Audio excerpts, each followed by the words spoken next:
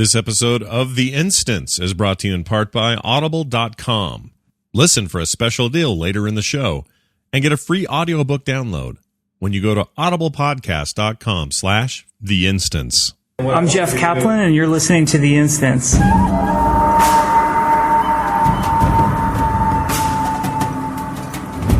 You are listening to The Instance.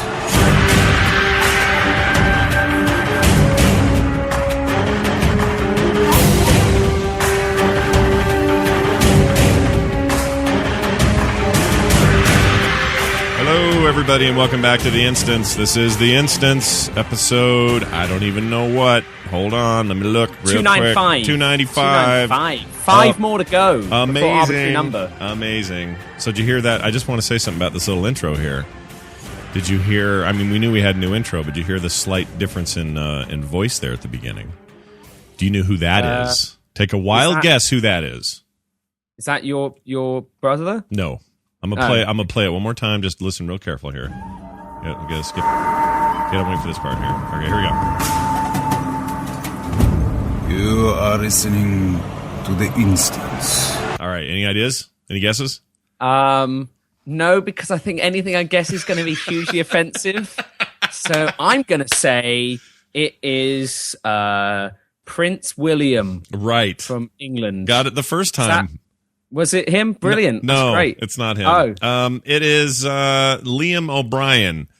Illidan. Yeah, Illidan himself has lent a Asian-sounding voice to our intro. That's quite apt, actually, for this week, because there's been some rumors in the old 5.1 PTR about some stuff going on in the old Black Temple. Yeah, which you're gonna. I'm so late to that game. You're gonna have to fill me in on that a little bit. But I did hear rumblings. I know about very it. little as well. Yeah, I heard rumblings, but that's all I know. And I'm just guessing that Liam will probably be, sourced for that voice. He is not prepared to release any further information without first clearing it via Blizzard PR. Indeed. He's a cool guy, though, and I really am appreciative of that. And he's done a couple of versions of it, so you'll hear it kind of mixed up through different episodes. Yeah, just different Asian voices. Yeah. He does lots. He's got a whole selection. You want stereotype Asian? Do you want subtle Asian? Or do you want proper kung fu Asian? He's got one that's kind of offensive that I probably that's going to be good. We'll save that. Should I save it? Okay. All right. I think that'd be one that we can. Well, have you got it now? Well, I could. Is it to hand? I could. I want to hear the one that's kind of vaguely offensive, and then we'll go on with the show. All right. Should we do that? Hold us up. Okay. Hold on. It won't hold us up. I just got to drag it over here. Just pretend nothing's happening, everybody. Here it is. Themes. Okay. It's this one right here. Right here. So listen to this. Okay. Here goes.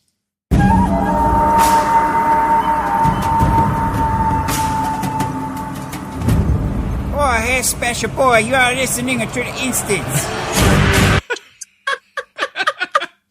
Brilliant. That's pretty good, right? We probably shouldn't ever play that one again, but I'm glad that we've played it at least once. That feels good. Yeah, we got it out of our system. Yeah, that's good. Okay. And he was, of course, having a bit of fun there. But Liam's awesome, and if you don't know who I'm talking about, go listen. Just fire up WoW. Go watch the introductory cinematic for Burning Crusade, and you'll hear him. He'll be the only thing you hear. Actually, he's the only. Is he still? I'm trying to think here. He's still the only voiced cinematic character, right? We haven't had any other voices. Chen voices it. Oh, yeah, right. Well, yeah, but never actually the person on screen, their mouth moving to the words being said. I'm trying to think. Did he even do that though? Did Illidan do that? I don't think so. I think he just flew up, and it was never mind. Then it's just like Lich King, and it's just like like all the others. So it's like all of them except Vanilla is what I'm getting at. Because Vanilla didn't have Vanilla had a narrator, but no specific characters. We haven't had a lady narrator in a while in that. Anyway, that's that. And thank you, Liam. He's the man, and we really appreciate him just even doing that. He's a cool guy. It's very cool. That is very cool. Dills isn't here. He's home with walking pneumonia. So I just want Illidan to do You're Listening to The Instance. We have one of him doing something. Hold on. Okay. Let's see. Sorry, I'm just completely derailing it now. This is just becoming like that's all right. This weird fantasies show, which is also a new podcast we're going to do. I hope one day. Let's see here. Liam. There we go. No. All right. Let's try Illidan. Oh, great. Yeah, I don't know where that is. I have one of him saying, it may have been for App Slappy, but him doing the entire Illidan voice for a show. Wow. And I played it on here before, but I don't know where it is. So. Is he allowed to do that? Does he have the right to that voice? I don't know if he does or not. I think he can goof around a little and, I think he can do the voice. That's interesting. Parody himself. You are not prepared. Oh, it's good, isn't it? That's him. That's him doing. That's him doing it in his little studio at home. So that's not even pulled from the game. That is exactly completely royalty free. Yeah.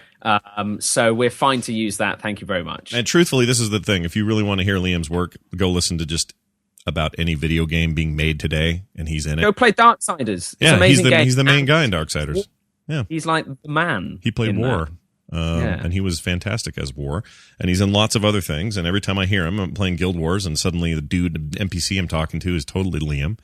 So yeah, stuff like that happens all the time. He's also the he's the scout. Is it the scout in StarCraft 2? Yeah. I didn't know never know what hit him. Those guys. Wow, that's totally Liam. So yeah, he's a cool guy, and it's nice that he's a fan, so we can get free crap like this out of him. Dills has walking pneumonia, not coming near this mic. So our plans to do, our plans to speak to Pico at the Curse Gaming, didn't happen as a result. They do not want his freaking stinky, nasty, horrible, disease-ridden body around that place until he feels better. So yes. Dills, feel better, Dills. We hope you get well soon, Dills. We love you. And he has no voice, is my understanding. Real quick though, are you, so what, you've capped out at 90, I'm sure, with your main. I am level 90. Yes, Scott. Please, no, stop the applause. Please. It's fine. Wait. It's not a big deal. It's not a big deal. 3 weeks into the thing and you've already hit 90. Amazing. I know. How casual have Blizzard made the game. Oh my God. Yeah, so easy. What is the game's on easy now. It's ever since vanilla. It's easy mode and I'm loving it. So basically, I capped out earlier this morning. Oh, really? Today? That's great. Yeah. It's not been long, but I've ran some scenarios around the Brewfest guy, who apparently you can run at level 89, which I didn't know. So I would have done that because you would have got some sweet trinkets earlier. You might not have been able to use them, but you would have had it. And yeah, there's loads of kind of cool stuff. I've got my flying mount now, which is great. So I'm just flying around doing all the lore master stuff. So I can get exalted in an hour and then get a flying cloud. Because who doesn't want to fly around on a cloud? Everyone. I don't know. Everyone wants to do that. Yeah. So yeah, it's a great time. I'm amazed how much more content I still have to go through. It kind of feels like when you level through Outland today, you can do Outland leveling in kind of 2 or 3 zones. And that is probably how many zones I've done so far of Pandaria. Yeah. And I've still got loads and loads and loads and loads to do. But now you can go rep the hell out of that other space. Exactly. So like the first thing I did is flew up to the steps and spoke to the Black Prince. So I now am getting rep with him whenever I'm killing level 90 stuff. There's, you want to make sure you speak to all the factions that you can, so at least you're neutral with them. So if you can get rep with them, you then start to get rep with them. Right. So yeah, it's cool. It's exciting. There's there's so much to do. I haven't even touched cooking and farming yet. And it's just, it kind of feels like it feels an insurmountable amount of content, which is a great thing to have. And then already we now got the 5.1 PTR coming out, showing all the new content that's going to come as well. And already it's just like, I can't believe it. Yeah. It's going to be nuts. It's real good. And here's the thing. At this stage of the game, when we were playing Kata, I felt like I didn't have anything left to do. So when I got to 85, I remember having that distinct feeling of like, well, I'll go run some dungeons and, there's some things to do and I need to get ramped up for raiding with my friends and blah, blah, blah. That was all there. But I didn't feel anything like I did with Wrath, where I was immediately presented with more. Or at least there was just more stuff. It just felt like there was a lot more to do in Lich King. And then in this particular case, there seems like a whole lot more, like almost like you said, the word insurmountable is, obviously, there's some hyperbole in that, but there is this feeling of like, holy crap, I'm never going to be done with this expansion. And I think that's good, right? Yeah. That's a good thing. And it's not just that there's more, it's better. Yeah. The storytelling is just so much better. I feel like I'm properly playing through a story, a narrative. There's cause and effect going on. There's just emotion flying here, there, and everywhere. I've never played Warcraft and had this much fun before. Yeah. And I think that's just that's the highest praise I can give, really, is just truly just how blown away I am still by everything. The only thing I'm slightly perturbed by, I guess, is the lack of mining node variety. All I ever mine is ghost iron and the occasional rich ghost iron. But it doesn't feel like I would have liked to, maybe it sounds so stupid, but I would have liked there to have been more different types of nodes. But past that, really, it's a small thing. Exactly, that kind of gives you an idea of how good it is. When my point of just to give some constructive criticism. But then maybe I wouldn't have liked that. I don't know. I just, that's just me. Yeah, I'm not. Yeah.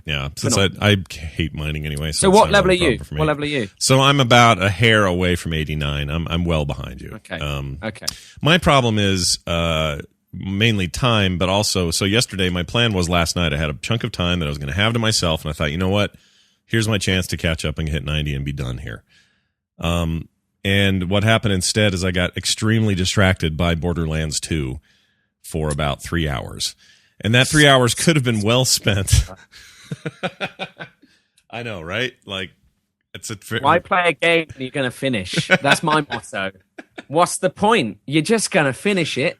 Why not play World of Warcraft? Yeah. You'll never, ever finish it. That's true. That's a good point. And I thought of that, but man, Borderlands 2 is really good. And it's a good game. It's a very, very good game. Yeah, so I kind of just got stuck in there for a while. And part of that was me feeling guilty that I'd played Borderlands 2 up till level 8 or 9, and then WoW distracted me. And that's all I've played since then. And then I thought, well, I really ought to, try to get something out of my $59 investment. So I went back and played it a bit. Anyway, I got a little bit behind. But my goal is this weekend, if I can help it, I would really like to hit 90. And, start working on rep and start doing dungeons I can't do yet and, doing stuff I want to do. So you want to do that. And I mean, once you hit 90, you just need to pick up some quest rewards, go do the Ring of Blood or whatever the new one's called. You can queue for it via scenarios now as well once you go there. Right. So it's a lot easier to get done. Scenarios themselves are just fantastic. Okay, that's a good question. I wanted to ask you. I've not done anything other than that initial one they put out pre-launch, and and that one, we never really got a chance to talk about it on the show. So Theramore was it was different because I think we were expecting it to be bigger than it was. Well, I mean, in the past we'd had zombie attacks and we'd had all these sort of pre-launch things, and that wasn't that at all. But that being said, it did have some cool kind of in-gamey type cutscenes and stuff like that. It was bigger than a normal quest would have been, but certainly in terms of a kind of transitional expansion event, I think I was at least expecting more. That being said, scenarios are basically that. They're short, kind of 5-10 minute, 3-man quest content that you go through and have different phases and objectives. As you complete them, you go on, and at the end of it, you get a sweet bag of rewards. And it's good fun. It is, but it's funny because it's important, I think, to mention the context of this. When we were presented with that initial scenario, the Theramore scenario, it was kind of boring and dumb.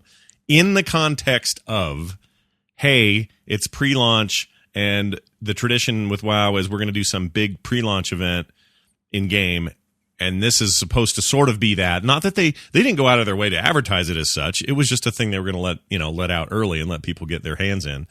But I think people walked away from that disappointed because their expectations were somewhere else. And as it stands, that scenario, if you look at it just in the context of what it is and what it should be, it's great. But it was presented in both timing and context to say, look, everybody, here's our pre-launch event that you're always looking forward to. And it just kind of left everybody a little bit dry. I don't think it makes it, again, I don't think it makes it bad. I just think it makes it, I think we didn't know really what to expect. Yeah. Exactly. I think I was expecting something grander, perhaps. And that being said, it'd be nice, obviously, but to be honest with you, there's so many scenarios. I'd much rather have them in this context where there's more and they're kind of snackier than fewer and being epic. Raids with Raid Finder now mean that if you want to have a quick queue epic experience, you can do that. Whereas scenarios are more of that even quicker queue, smaller chunk, just go and do something that isn't questing but still has some story and some progression and vibe to it.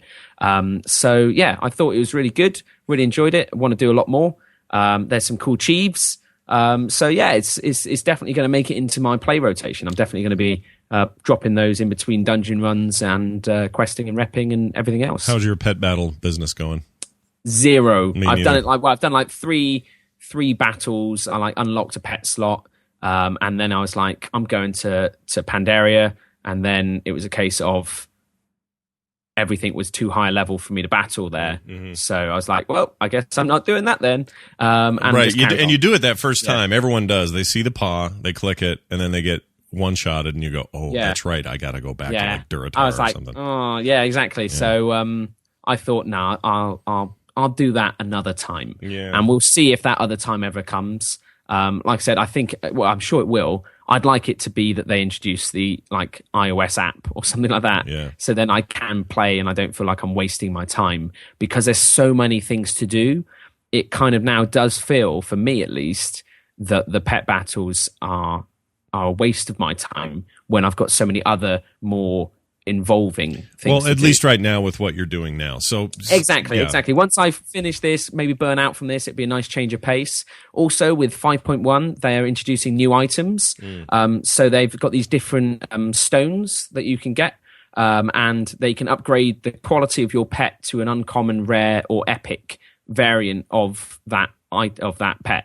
So you don't have to go out and catch an epic pet if you've got an epic pet stone that works with it. So it might be, say, a mechanical or dragonkin pet stone. And if you've got an epic one, you can then, it would just enhance the base stats of your pet to be equivalent as to if it was an epic version of it. Yeah. So that's cool. And I think maybe if I start picking some of those up, that might push me to be like, oh, cool. Well, I've made this guy an epic one now. I wonder what that actually is. And then I'll get into it and start playing it more.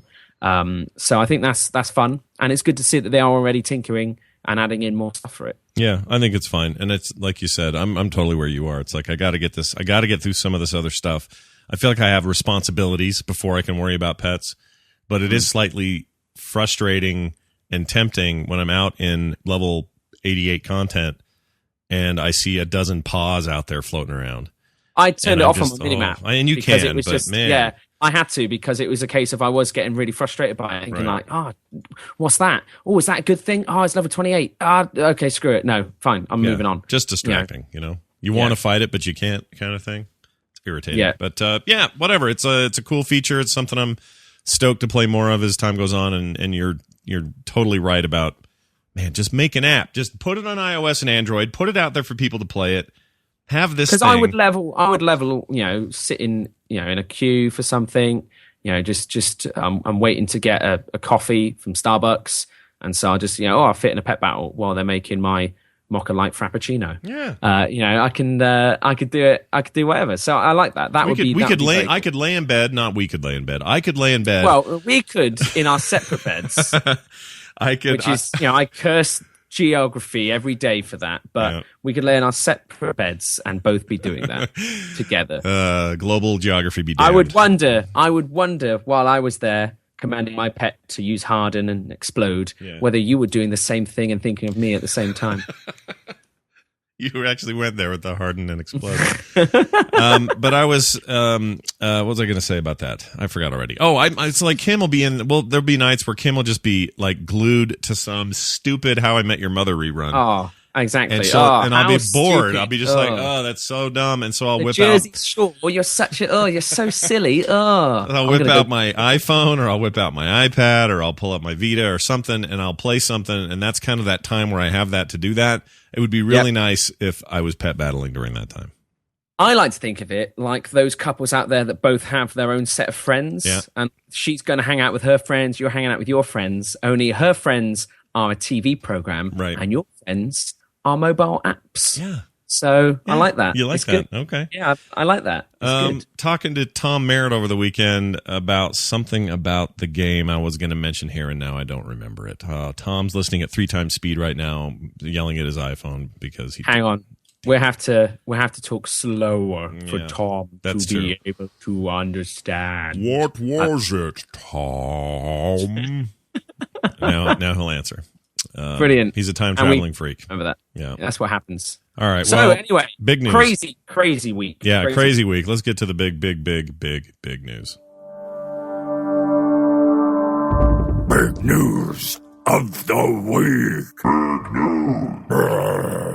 All right, I feel I may have oversold it. It's not that big a news, but there's some stuff going on. This is huge news. It's huge pretty news. big. So everybody died in Azeroth.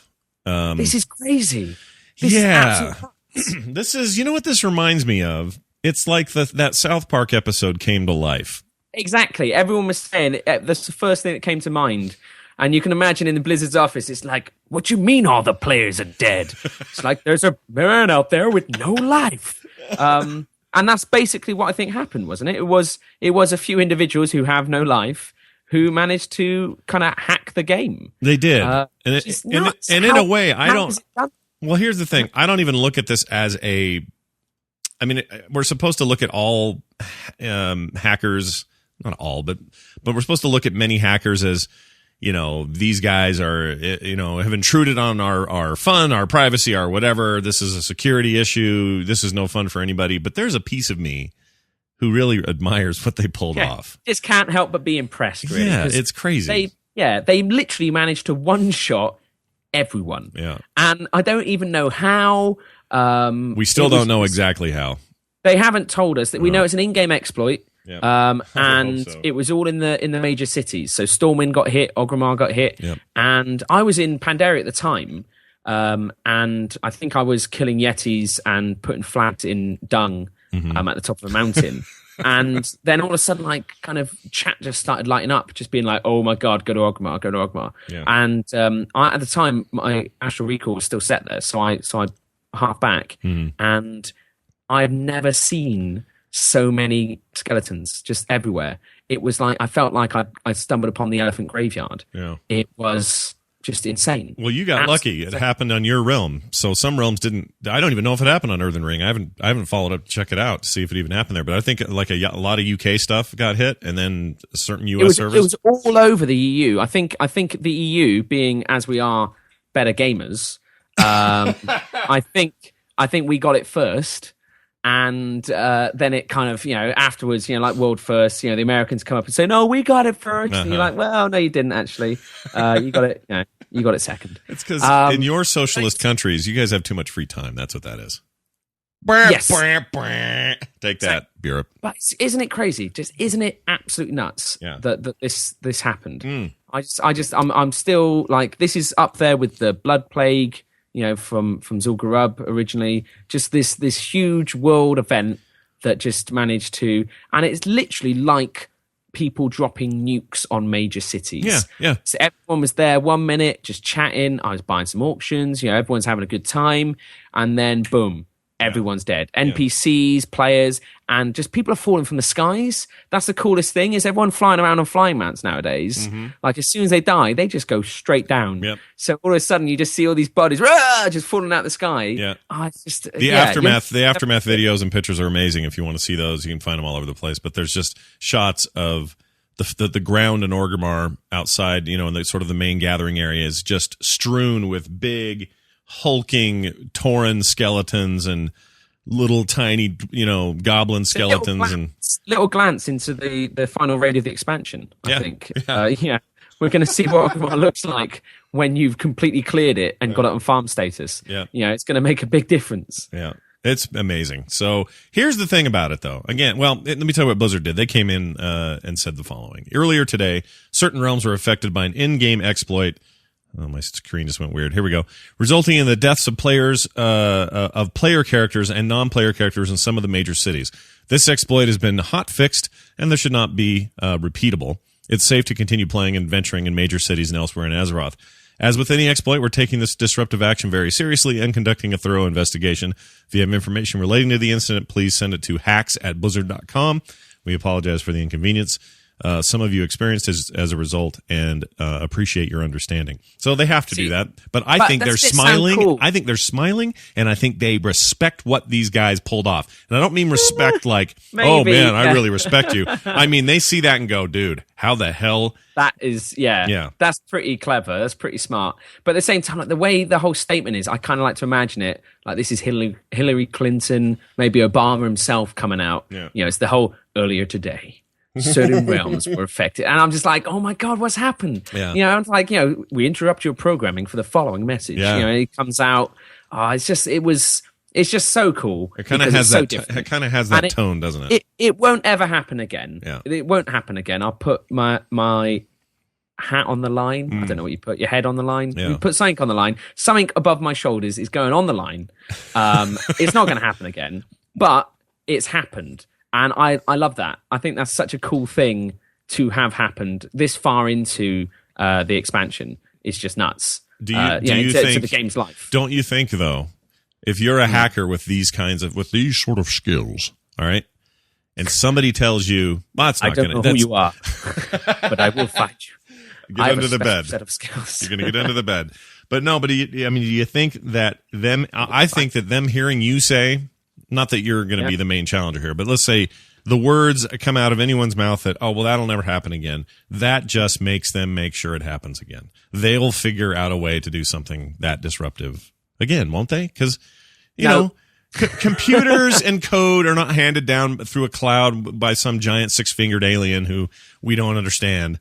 It's all made by people. Well, yeah, some of it.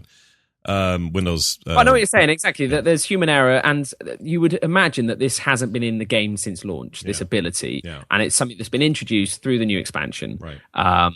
But even then, basically, I know from GM commands and like private servers that you can do like a .kill, and it will just kill everything within a zone. Right. And I think that's basically what they did. Is they somehow managed to get game master type abilities. And then that literally just killed everything. Right. And that's the only thing that I can imagine it actually happening.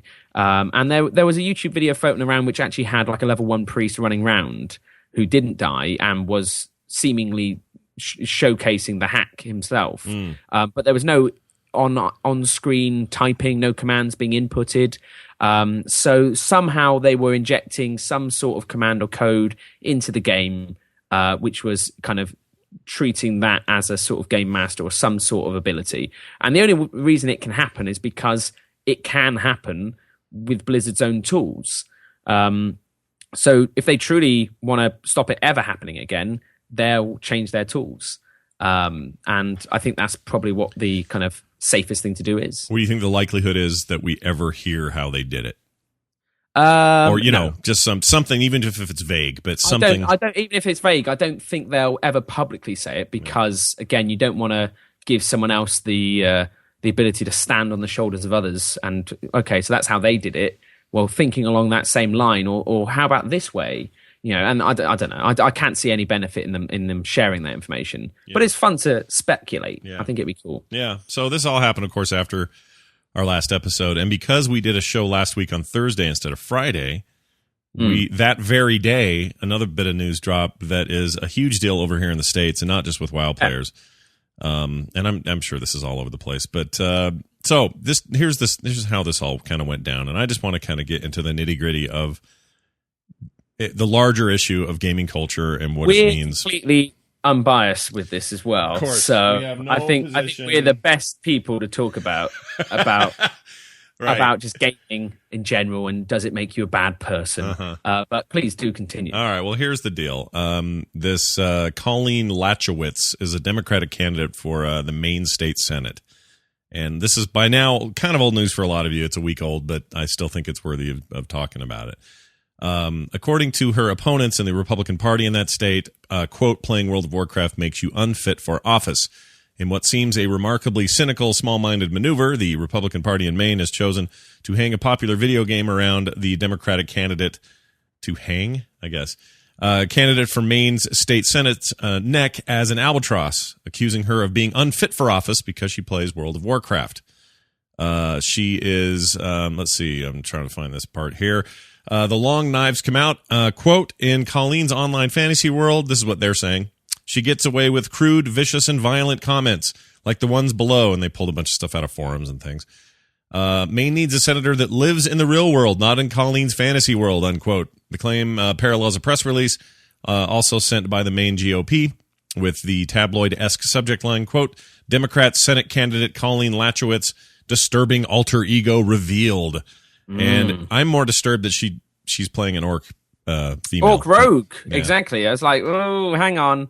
Yeah. And then, then I was thinking like Garona's kind of half orc and she's a pretty good rogue. Yeah. But even then, isn't she like 68? Yeah. Isn't she like, I know that sounds really snobby, but I'm like, she's not really plays World of Warcraft, does she? Like, maybe she's played it a little bit. Yeah. You know. In other words, she's not into it enough to be the problem that they say it is. Exactly. She's probably playing enough that it's not an issue. And so, it's just she's busy doing stuff. She's busy working her job, and then in her limited free time, by the looks of things, is just getting a little bit of release. Yeah. And unlike a lot of politicians, she's not turning to drugs or hookers. So that's great. She's gone for clean, fun entertainment there. And I think that's great. Yeah, it's easy for us to say this, and I believe that exactly what you just said. Here's my main argument. You could turn this around and say to just about anybody in that opposing party and say, Bill Stevenson spends 68% of his week golfing with his buddies. The we need sicko just can't wait to stick his balls in holes. That's right, and He we need a prides himself candidate on how few strokes he takes each time. And it's like, hang on, what? And you're like, yeah, we can say it in a way that makes it sound horrible.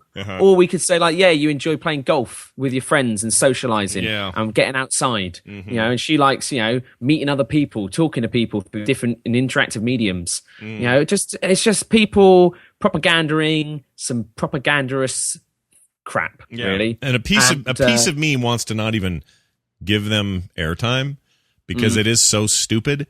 But I just feel like, and because part of it's stupid because they're playing on stereotypes. They're playing off purely on stereotypes of, well, a good portion of the electorate are not going to have any idea how this stuff works, and video games still seem scary to a lot of people. So we're going to play on that. We're going to play on their fears and create this stigma where there is none. Where even they undershoot it by a few years, but they say the average median age of players these days in video games in general is like 28 years old. It's more like 33 or 35. As far as medians go. Have you seen the quote they pulled? Obviously not really knowing. Is it saying like, I used elitist jerks to respect my rogue, the lovely and talented orc rogue, Saint Lager here. Thank you for noticing my totally hot purple mohawk.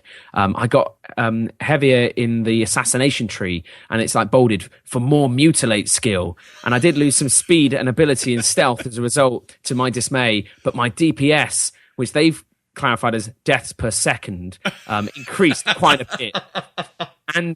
And so like when we read, if someone says like, I got heavy into an assassination tree for more mutilate skill, I did lose some speed and ability and stealth as a result, to my dismay, but my DPS increased quite a bit. So, it's the whole thing, like they don't even know what they're talking about. So then it's like me saying, yeah, so this golf guy, he like totally carries a bag around with him where he keeps his clubs in a bag. And so he's got a whole bag filled with clubs that he uses to club stuff. And he was all like, I like this iron. I got a 9 iron. Yeah. And it's like, everyone like plays golf. They're like, yeah, what about it? They might be like, yeah, you should use like a 7 wood. Yeah. But he's, whatever. And that's the thing, is it's just such a load of crap. Yeah. And it's, to be honest with you, like, I don't know anything about her political stance or her party or anything. But I'd be tempted to vote for her now, just because I'd be like, well, you play WoW, so that's enough for me. Yeah. So I don't know if it's probably given her more publicity than she would have otherwise had, and I don't know. It just highlights the amount of just extremely closed-minded and weird people out there that still think that gaming makes you bad, and I think that we're already beyond that already. I think that people... That's what makes it seem so stupid. We are past this. I think generally as a society, people have kind of gotten past this, so now it's fringy. And even then, I'll bet you people who sort of nodded this on, went ahead and approved it, said, yep, let's go for the throat with this, they know that it's not that big a deal. They know that this is her private thing she can do, and there's nothing wrong with it. You know, it'd be like if they brought a story out saying like she plays Angry Birds. She likes to be angry at avian issues, and here she is trying to run for Maine State Senate, and she hates birds, and she's angry at pigs. You know, and everyone would be like, "No, it's Angry Birds. Everyone plays it. Don't be such an idiot." And that's the thing is, I think World of Warcraft is to that amount of people know it enough that no one's thinking like Warcraft. She's trying to craft a war. Is she a warmonger? Yeah. Is that what she's trying to do? Yeah. No one cares, and it's terrible. But and it's also a shame for the many, and I know many of them in our guild and otherwise. I know many very, very hardcore Republican players of World of Warcraft who must be just rolling their eyes, going, "Damn it, not another thing on the news that makes our party look stupid." You know what I mean? Like they play. I know a lawyer who is as hardcore right-wing Republican as you can get. Goes to Tea Party rallies, all that kind of stuff. And that's great, man, whatever. He's activated in his belief system and blah, blah, blah, but he plays WoW on the weekends. Well, what are you telling that guy? You know, you can't... I say to him that his hobby is disrespectful to his party's main line, so he should get in line. I guess. Get in line, man. Get in line. Great quote from one of our guildies. I'm going to cough here. Here goes the switch. Hey guys, a brief conversation about our friends at audible.com, audiblepodcast.com/the instance, in fact, where you can go to get your free audiobook. And I talk about this occasionally on the show, so you guys know the drill. If you want a free audiobook from Audible, all you got to do is go there, audiblepodcast.com/the instance. Now here's the beauty. Today is a little bit special. Not only can you get your free audiobook, but you can get a second free book if you do this. So do that thing first, I already said, then go to audible.com/Sanderson. And they're giving away Brandon Sanderson's novella, Legion, for free. Now, I think this is kind of special because the guy lives like, 15 minutes from me. So big Utah connection there with Brandon Sanderson. But it's very exciting because you get 2 for free. Get your regular book and then go get this one. Special one-time deal at audiblepodcast.com/the instance. And then head over to audible.com/Sanderson. Get a couple of free books today. Thanks, Audible. Oh, I love the cough switch. That was amazing. Great quote from a guild. Says, quote, one of our... I should dub in a cough when you do that. No. You should just go ahead and do it for me. Yeah. Quote, one of our original founding members, Colleen, better known in the guild as Santiago and Realista, so she has an alt, is running for Maine State Senate. Colleen is a longtime political activist, advocate for kids and healthcare. Also, her DPS is amazing, which I think is good enough on its own. She then goes on to say... per second. She does a lot of good deeds per second. That's right. Or deaths per second. That makes me laugh. That wouldn't have been hard to find. That's okay. Stop for just a second. You just reminded me of this. Deaths per second versus, damage per second. How long would it have taken anybody on that opposing political team to look up anything on the internet to find out what DPS means? Yeah, but they maybe they just think that is better. They're like, we can say it stands for whatever we want. That makes me even madder. Mainers, they call each other. Apparently, they're in Maine. Mainers will be fortunate if she wins to have her there fighting for education, kids, healthcare, jobs, and the 99% against one of the absolute worst of the Tea Party nut governors, which were inflicted upon us in 2010's election patch. I hate that patch. So, Warcraft jokey joke. And you know what? Quick thing here. So save your emails. We're not making a political statement here. I am. Republican, Democrat, don't care. The big issue for me is either side, putting a stigma on video games in this way in 2012 just pisses me off to no end. That's all. I want the one who gives me the better tax breaks to win. Of course. Wouldn't That's you, though? my political stance. Yeah, that's a good stance to have. Like. It's a good stance. And honestly, that's about all that happened in WoW since we last talked, except there's some big stuff. I know, some big stuff coming. You want to tell people what we know at least about... So the thing is, it's like, so 5.1 came out in the PTRs. Yeah. And they put out official notes, and there's so many spoilers that, to be honest with you, I'm not sure what we should and shouldn't talk about. They basically, in a nutshell, what's happening is the Horde and Alliance armies, the fleets, are converging on Pandaria. Right. So they are both landing, and the war is kicking off. And it's gonna be freaking awesome. There's a great thing in here. Basically, we're going to get a lot more... around kind of, it's not all PvP, though it can be. It's being conducted a lot through PvE as well. So just kind of I think kind of Firelands in terms of kind of meets Wintergrasp, in that we have a large zone with a lot of quests that need to be completed in it, right. Daily quests.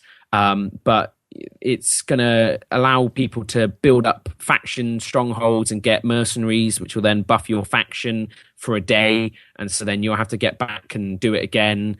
And it's going to be amazing. It's going to be very cool. The notes are up on the official site.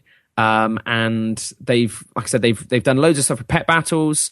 And they've also introduced Brawlers Guilds, which is really weird. So basically, in Stormwind and Orgrimmar, there's going to be underground fighting rings have sprung up. Oh, good lord. That allow you to increase your rank with the Brawlers Guild and win solo one-on-one matches against some of the toughest PvE opponents in the World of Warcraft. So, for example, it might be, I don't know if it's going to be Hogger, or just a Knoll. You might start out and just take him down and just go on and on and on, kind of Ring of Blood style, but one-on-one. And that just kind of seems like a very cool thing to have. So there's that is solo content. The new Warfront is going to be solo and group content. There's also new scenarios featuring Garrosh and some major spoilers. So again, they've got the data mined speeches and dialogue that's happening in that. We've only got kind of 60% of the image of the picture at the moment. Yeah. And so we can speculate, and I don't know if the speculation is going to lead us to the right answer, but you can start to see there's going to be some serious stuff going down that really starts to justify why this war is going to happen and how it's going to happen.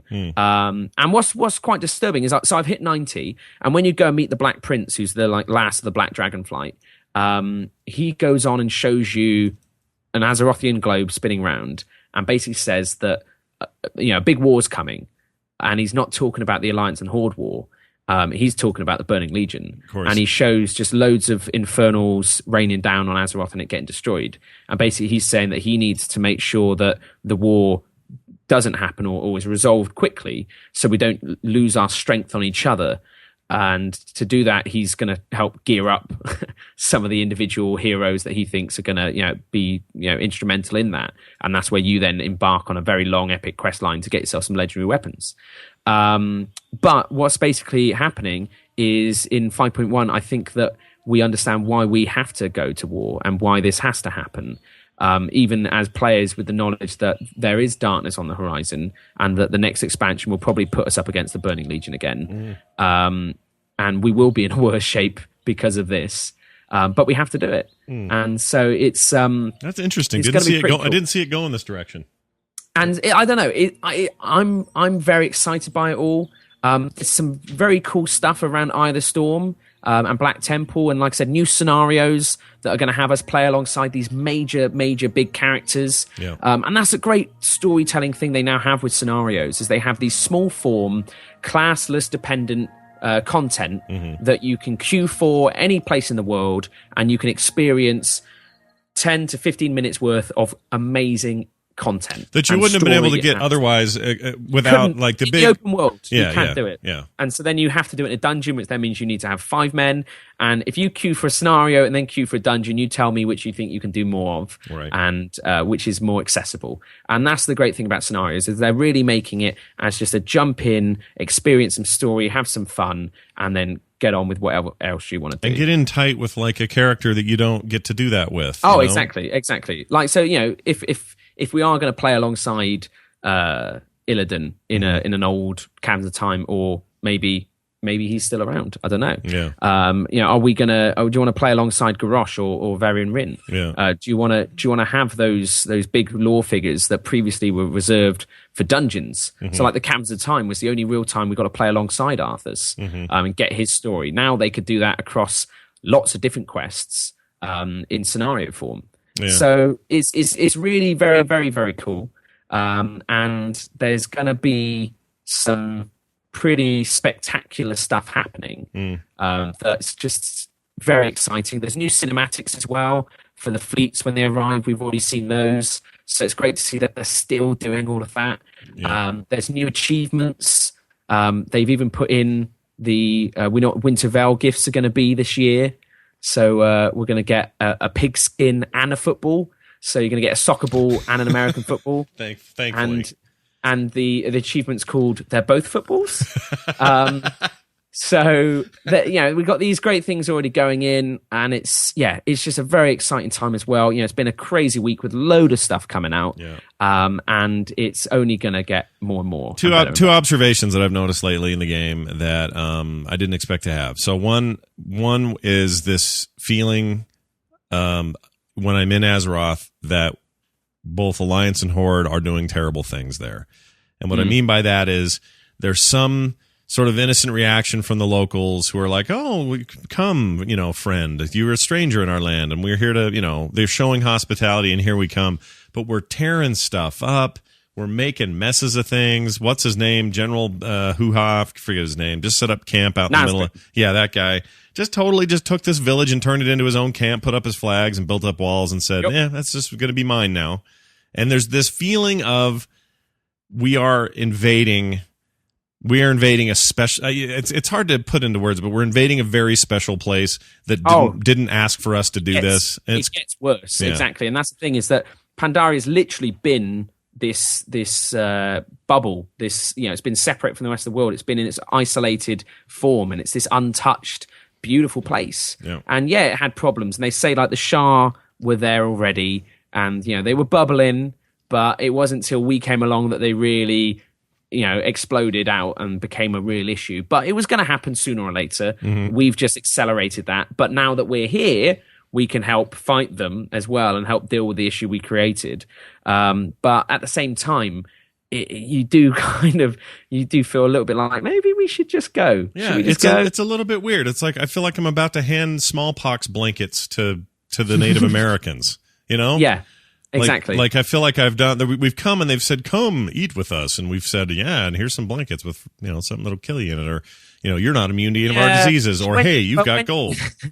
But when you play through Valley of the Four Winds and that kind of accumulates in a fantastic quest experience where the bugs are invading. Yeah. And you've got all these, what they called the Haraxi, I forget what they're called, the bugs, but they're all invading through the wall. Yeah. And then what you realize is every single person you've quested along in that whole zone comes together and they all fight for their home. Mm-hmm. And Horde and Alliance are all there fighting alongside the natives and everyone you've helped along the way, and they're all going to fight back this invasion. And you are instrumental again, as always, because you're a special snowflake. It's a great moment, and there's just fantastic story, great emotion. Chen's there, and Chen's just like, no, we're fighting for home. This is, I'm a traveler, but this is now my home. Mm-hmm. And it's just a beautiful moment, and I think people will love it. Yeah, and there's so many of those nowadays that I'm loving it, and I think that Pandaria is a better place. It will be a better place after we're done. I think after we've messed it up. But then once we put it right, we would have, it'll be better. Yeah. It'd be good. It'd be like the Sunwell. The Sunwell was pretty messed up, and then, we cleansed it, put a Naru into it, stirred it up a bit, and now we've got like a new fountain of arcane energy. Yeah. So it's all good. We need to have that like end of Dragon Soul moment where the right thing can still sort of be done, like ultimately all the struggle was worth it. And even though the aspects sort of sacrifice their immortality or their whatever, there's like this feeling of, all right, well, everyone has done the best they could do given the circumstances. It's funny how I'm feeling at this stage of the Pandaria story, the need for that. Like I'm feeling really invasive right now. And then later on, but then again, I'm running into some guys that are just total douchebags out there. Some pandas who've got, ulterior motives and aren't all up to goodness anyway, as it is. And so it's such an interesting. They have really done something. I have no expectation for any of this like emotional resonance or sense of place or people or of people getting screwed out of things. And I'm really feeling it this time. Usually it's like, dragons and undead and a freaking big giant thing to ride around on, and I can kill stuff, and it's just a lot more of a video game. Mop has taken me in a weird place, and in a good way, though. It's in a complicated, interesting way. It's kind of the way that, I don't know, it's like you can get a comic book where Hulk smashes everything, or you can get a comic book where Hulk smashes everything, but Bruce Banner's really interesting and deep. Wow. Exactly. I mean, Hulk smashed everything, but he was also the world maker. He kept the planet together on Planet Hulk. You know, he can use his great power for goodness. That's right. And that's what we got to do. Yeah, that's what it's up to us now. And, you know, Garrosh, I think, again, from what's kind of been leaked out and data mined and all of that through the PTR, it looks like you can see his passion maybe already stretching too far, and maybe his actions are already going to fragment the Horde more so. And the Alliance, I don't think we're going to be big Garrosh fans. No. At the end of this patch. Not for long. Not as if I was anyway. The moment I saw him smush that ship and say, paint that island red, I knew that there was going to be trouble. Pooh was going to hit the fan. That being said, I've got the Garrosh DC Unlimited figure, and it looks amazing. Oh. It's the coolest figurine. I'll bet, I've had my eye on that. It's really nice. You should get it. It's good. Am I the only one that wanted to kick Anduin while we were in the swamp playing with him? Does he just kick him across the swamp? Yeah, I think Garrosh wants to do that as well. So we'll see what happens. What a twerp. He is, I don't know, he's a priest, and so they're kind of a necessary evil. You're like, I don't really like you, but you do keep me alive. So swings and roundabouts. Yeah. It's tough. Yeah. It's tough. But I'm excited to see him being used more as a character, and we'll see what happens. Well, he is the great white hope of the Alliance, right? I mean, he's the white pawn. He is the white pawn. All right, fair enough. Hey, before we do Town Crier, I would like to thank our friends at typefrag.com who are sponsoring the show. Typefrag.com, providing the best Ventrilo service you'll ever find, get, have, and share. We have a 400-man vent server that we use for our guild because we've got so many freaking people in there. But you don't need that. You can get like a 25-man or a 10-man, whatever it is that fits your needs for the way you play. Get it today. Head over to typefrag.com and check them out. And also, before we go, we're going to take a quick phone call here. Who's this? Oh, this is Cesar. Sorry, say the name again? My name's Cesar. Got it. What's up, man? What's on your mind? All right. Hey, I just heard you mention Prince Edwin Rin, and by the way, my name is, I play a character on Lightning Hook server, Paladin, human. Yeah. Cool. And I've noticed that while I was questing, that the Prince is also leveling from 85 to 90. Oh, I hadn't even paid attention to that. That's crazy.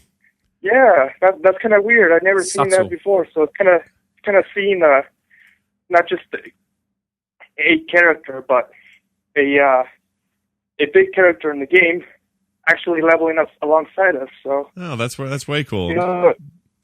I think last time I saw him he was 88, and then I didn't see him again because I leveled to 90. Oh yeah, no, that's cool. I had no idea he was leveling right along with us. I think he might be. I think I saw him when you talked to the White Tiger, and I think he might have been 90 then. I can't remember.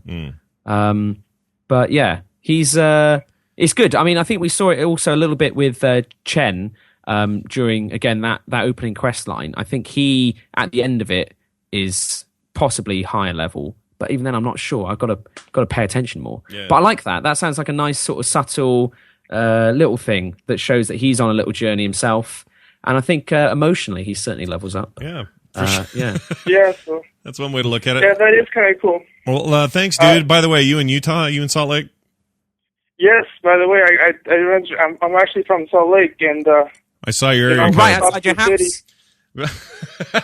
I saw your area code. I saw your area code, and I thought, dude, fellow Utahn. So that's cool, man. Thanks for calling in. Well, he went away. Oh, there you go. That was good enough for him. So there you go. Let's. Somehow I lost your video. Probably because I took that call. That's probably what it is. That's fine. I can do that. No worries. Let's do. Let's do. What are we doing here? Let's do Town Crier. Yeah. Here we go. Hear ye, hear ye. Why, It's the Town Crier. Hello, and welcome to Town Crier. Town Crier is where we answer your emails and we take your calls. Today is no freaking different. Oh, we do, yeah. I'm going to fix your video for the chat room so they can see you real quick. Okay. Here we go. Refresh. Current call. There we go. Check it out, everybody. He's back. Okay. All right. Click on something, don't I? Let's, no, you're good. You're fine. Okay. Let's do itemization for your class question or comment. Hey, Instance crew. This is Nexo from the Scryer server. I'm a Tauren Hunter. I wonder if you guys have noticed every single quest reward is itemized perfectly for my class. I'm a Tauren Hunter. I need agility. Every single quest reward in MOP is agility and stamina. It may have haste or crit. It may have crit and mastery, but everything is absolutely perfect for my hunter. I wonder if you'd notice that. Take care. Love the show. Bye. So leading into this expansion, we knew unfortunately, I don't play a hunter, so it's very frustrating. No, of course not. But we knew coming into this game that they were going to be a lot more itemized for your character anyway. Those rewards are going to be more specific to you, and you weren't going to get a lot of cloth and plate. But there's still some of that. I've run into cases where... Very few occasions. Yeah. It's normally the big blue item drops. But even then, most of the time, like, for example, on my Shaman, I'm getting mail, and I'm getting either agility mail or... intellect mail, and I normally get the option of both. Right. And it would say, do you want to get something for DPS healing, or do you want to get something for meleeing? You know, you got the option of either. Yeah. And that's great. And what it gives you the opportunity to is to grow your sets and to pick up offsets, but also with the adventuring vendors as well that are dotted around Pandaria as well, so you can go and just buy a set of equivalent greens. Is just fantastic. And just itemization and items across the board, this expansion have just been better than ever. Yeah. It doesn't really feel like there's too much vendor trash. And obviously they've got 3 spectacular items, especially the shield that they introduced, that just really have just changed the play experience for millions. I still don't have that shield. So really? Yeah. You're missing out. I'm trying to get the set. It is the Twink 85 item. Everyone at level 85 who doesn't want to level and they just want to do some 85 PvP with a 450 item level shield. Yeah. Wow. Well, every once in a while I'll think, man, I wish I had that shield, but then that's right about the time that my trinket will pop and I'll get so much benefit from that I forget all about the shield. Yeah. And that's the problem is because I can't forget about it because I'm always looking at it because it's a massive physical object in the game. I win. Oh, wait. So you Next can see question. yours. Got it. All right, fine. That's actually a pretty good point. Moving on. Got a call here from somebody who talks about why does it take so long for Blizzard to do maintenance? Hi guys, this is Jack, JACQ from Cenarian Circle. I have a quick question. With MOB and the ability to flip the switch to make an expansion go live without having to bring the servers down, why in God's name does it take 8 hours plus to do server maintenance on Tuesday morning? Anyway, appreciate the show. Thanks. Bye. All right. So they got to do a lot of polishing. Well, they do, but there's also there's a conspiracy theory going around that huge downtime that we experienced this Tuesday was about that exploit that we talked about in the news. That is literally what maintenance is about. It's about fixing exploits. And normally it's about fixing underground mining that gold farmers are doing, or trying to fix a login issue where people have been doing that. The service to actually just be restarted doesn't take a tremendous amount of time, but it is a great opportunity for Blizzard just to keep things ticking along and fix any bugs and exploits that they know of. And not everything can be hot fixed without bringing the server down and back up again. But obviously 8 hours is a long time, but that is, again, they wanted to be very sure that this couldn't happen again through the existing method. Is that your phone? What was that? That was another phone. That wasn't my phone. That's fine. I liked it. It was a joyous it's good. little... It's good. It's a nice ringtone. Ditty. It's a good one. It was nice. Yeah. I just think that people, like, hot fixes are easy almost. Not all of them, but some of them are easy because it's like, whoa, Priest hit too hard with that spell. Let's knock that down 5% and then post about it. And then they can do that in real time. They're just numbers, really. But when you're talking about like huge security holes or issues that involve central infrastructure or any of those things, I'm surprised it takes them as little time as it does take them. So No, exactly. They do really well out of it. They do. They keep it running. And to be honest with you, in terms of stability for an online game, for as many people playing and for as long as they've been playing, they do it very well. Yeah. When you look at, EVE Online has maintenance and they have a single server cluster, and they have daily maintenance for an hour or so. And so that adds up to about the same time. Yeah. And personally, I think it's more disruptive. At least when I was playing, it always used between, I think it was 10 and 11 or 11 and 12, but it always happened to be when I was trying to play, it seemed. Yeah. Whereas at least what's great, actually, and I recommend this to everyone, is do what I do, have 2 accounts, because the US and EU maintenance are offset by a day. So when US maintenance is on, I'm playing EU, and when EU maintenance is on, I'm playing US. So that's one way around it if you want to. But it gets a little bit expensive. Yeah, it's pricey. I wouldn't necessarily recommend it for everybody. I would say that the nice thing about what they do with every expansion, to get to his earlier point about they launch the game without having to restart the servers or whatever they did.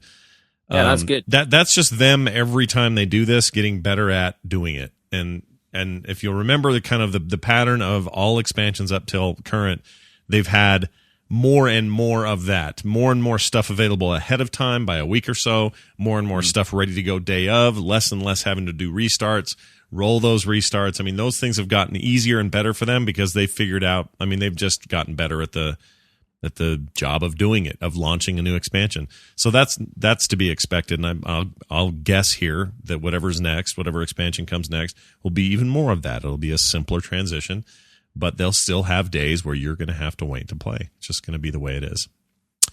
New call about, trade skill chat, or trade chat rather, not skills. Trade chat. Hey, Instance guys. I'm just wondering what you think Blizzard should do about people who are constantly harassing others in trade chat. Okay, at the end there he did this, and I don't know what that is. You know what that is? Sounds like something to do with vent. It sounds like a push to talk sound. Like a little push to talk? Yeah, I don't know. It's kind of this chirping, it's kind of slowly eroding my soul. Yeah. So yeah, I don't know. I mean, short of, it's hard to police public forums and channels anyway. They've got profanity filters in the game, so if it's swearing and things like that, make sure you've got that turned on if that offends you. And then if it's just people being crude or annoying, then fill up your ignore list. And if they're persistent, report them to a GM. It's what they're there for. It feels like a question you could have asked in 2006, and we would have had the same answer. It's just interesting. Whenever the expansion rolls around, we get a bunch of calls and a bunch of emails are about things that you could have levied at vanilla. Is there any onus on Blizzard to ever approach something like trade chat and say, well, that needs to be fundamentally different so that people aren't douchebags on it? They could change it to be more form based, so a little bit more like the auction house. And so if you could maybe just place an item in and then set a sell price. So it's literally just like a stock ticker, just saying, look, okay, this item is being sold. Someone's offering it for this much now. And things like that. I think they could learn a lot from Guild Wars 2's auction house system, which has the highest item price, the lowest price, the average buyout order. Do you want to sell it instantly this way? And it's got a lot of automation, and you can place buy orders for stuff that isn't there. So I'll say, look, I want to buy 10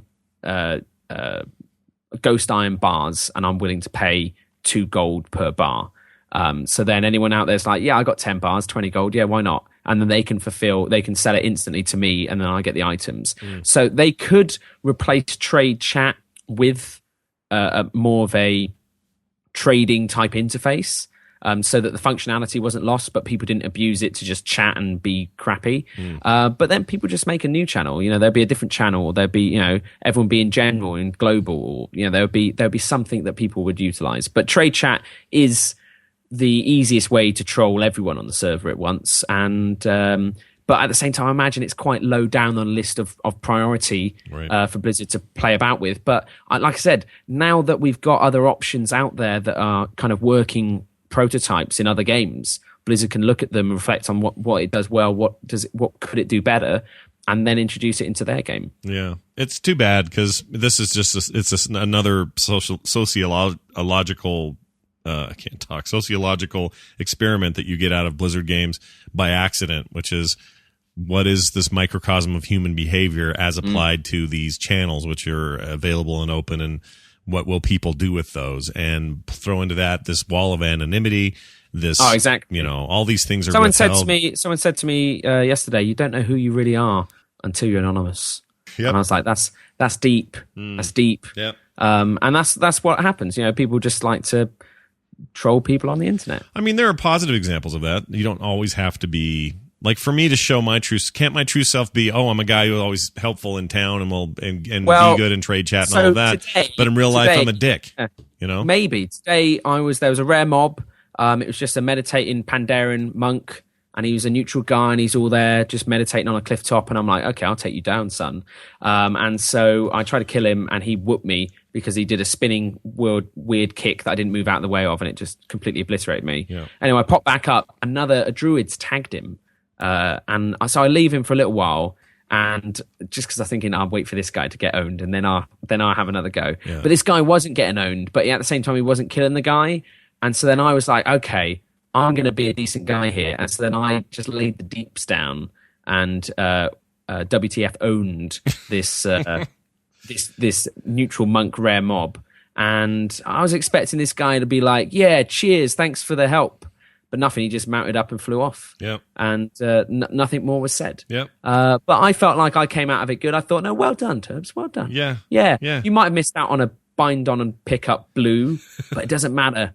Because you bound on pickup good karma right there. That's yours. That's yours to keep. You can wear that karma with pride because you earned it. You did a good deed. Nice. You could have just waited for the guy to eventually die, but you thought, no, I'm going to help a brother out.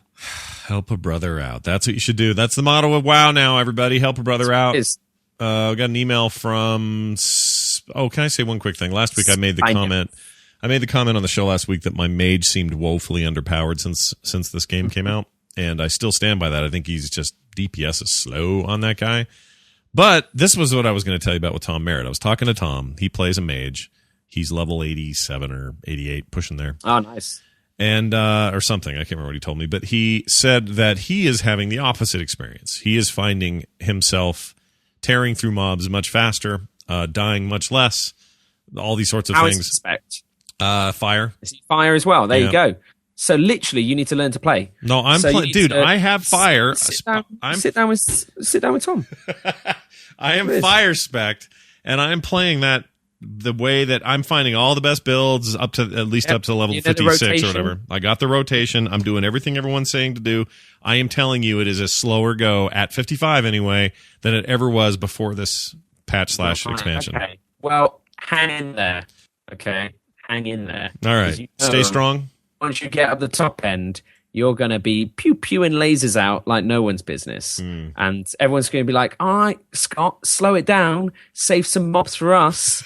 And then you'll be like, sorry, guys, I'm shooting fire from my palms. Okay, let's not kind of forget that. This is something pretty magical literally going on right now. So, well, part of it, I mean, you make a decent point. The thing with my hunter is I am chewing through stuff like it's nothing. I've got a win button right now, macro, that just makes everything turn into mush. It's just ridiculous how fast I can kill stuff. But the truth is, when I get to endgame, I'll probably be fair to Midland in terms of hunter level of DPS in the overall group. Maybe we'll lead, I don't know. But for now, my guess is we won't, and some mage will be killing me. So there's such a difference between the leveling content, be it group or solo, versus endgame content, where the reason you're so strong in solo is because your survivability depends on a few things, like with my pet, for example, that in a raid environment nothing. It means nothing or is necessary just to keep me breathing. But nothing, but really it isn't contributing in a way that the deaths per second ratio goes up. Exactly. That's what you need. You need to get more deaths per second. But in the quest content, dude, death per second makes it sound like you're dying a lot. You'd want kills per second. Yeah, kills per second. It's just they're crazy. The KPS. Yeah, it's a new thing. They're Russians. All right, email from Spinjas of Alaria. Spinjas. Spanias. Maybe it's silent J or whatever. Yeah. Yogi. Greetings, The Instance. I'm a new listener to the show and quite enjoy it. Thank you for putting on such a quality show. It. Yeah, quite enjoys it. Last week, you guys touched on the next expansion and what you think it should be, mentioning doing more with Outland. This is something I've given a lot of thought to as well, and wondering if there's was honestly a way to put my 2 cents in on the matter. Personally, I'd like to see more in Outland, possibly a space race between the goblins and blood elves and Forsaken and the gnomes, Draenei, and dwarves. What? So they want to see the horde made up of goblins, blood elves, and Forsaken, because let's face it, Taurens and orcs in space. Yeah, not sure about that. Yeah, it seems weird. Gnomes and Draenei, makes sense. And dwarves, they're explorers. They like to investigate, and maybe the Titans, they've dug down enough. The next place to look is up. So they've certainly gone down enough. They dug too deep. Though in some Doctor Who references, throw in some Doctor Who references. He meant throw, not through. And that would make for many months of entertainment, in my opinion, and can go on for far into multiple expansions, especially as it has been stated they'd want to increase the frequency of X-Packs to come. Thoughts and comments? Spinias. I always get worried when I hear they're going to space and they're spacey things. See, I don't know why people get weird about it, because it's not weird. Like, Draenor is another planet. Yeah. It exists, okay? The orcs have always come from another place. Yeah. They came through the dark portal. And then was like, yeah, but spaceships. No, because it's not like Tempest Keep has a rocket on it. It travels through, like, interdimensional portals, like the dark portal is, but can create its own interdimensional stuff going. Yeah. Sargeras, in the Burning Legion are off on, conquering worlds. The Titans form and make worlds and then travel onto new worlds. It's all about space, and people just get really short-sighted and don't like it as they're firing their like steampunk gun. I can understand, like, if all of a sudden, everyone's got lasers and, weird things like that. But, what's the difference between a laser and a lightning bolt, really? It's I think ultimately it's all good. And I like the idea of a space People get skittish race. if you're mixing your sci-fi with your fantasy, that's all.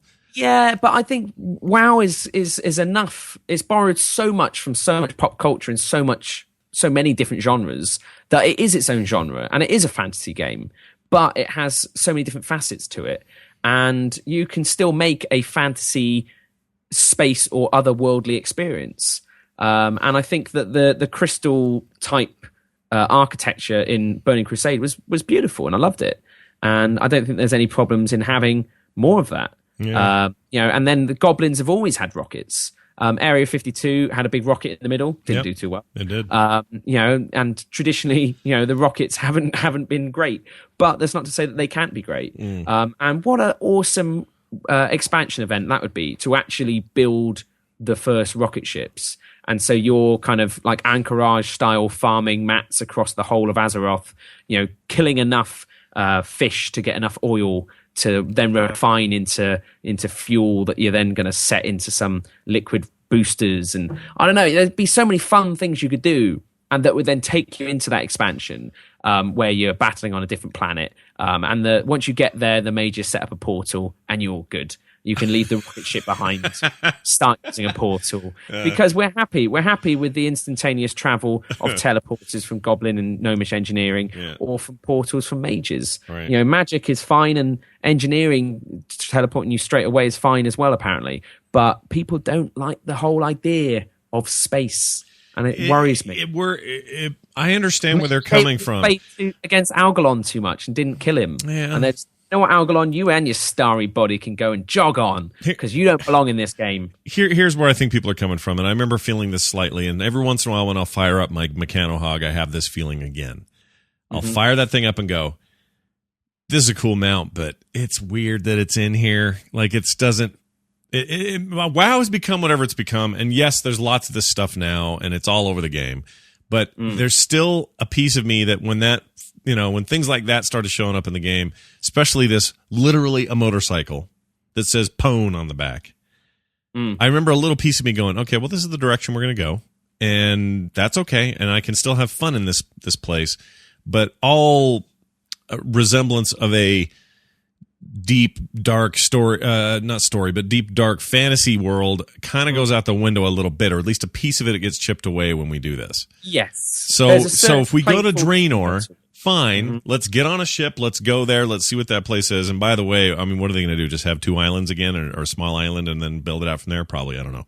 But whatever that is, I'm on board. Quite literally, I'll get on that ship, I'll go up there, I'll do what I got to do.